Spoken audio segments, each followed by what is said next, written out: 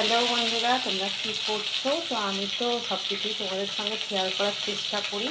মানে আমি ফাঁকা থাকলে ঠিকই চেষ্টা করি, মানে অতীব ব্যস্ত আমি। মানে একা হাতে রান্নার জোগাড়, বাজার করা, রান্না করা, আবার প্রতিদিন ছেলেকে খেতে দেওয়া, আবার নিজেরও কোনো সময় হচ্ছে কিছু, নাও হচ্ছে, ওইভাবে চলে আসছে। তো দেখো, এখানে মাছ ভাজা হচ্ছে, এটা হচ্ছে বেতো শাক, আর এখানে চিকেন আছে, কারণ আমার ছেলে চিকেন ছাড়া খেতে চায় না। এখানে দু চারটে ভাত নিয়েছি, আর আছে শুধু বেগুন ভাজা, লঙ্কা ভাজা, নুন। তো প্রচুর মাথা টাথা ঘুরাচ্ছে বন্ধুরা, ভাবছি মাথা ঘুরে যদি পড়ে যায় তাহলে রান্নাগুলো কী করে করবো।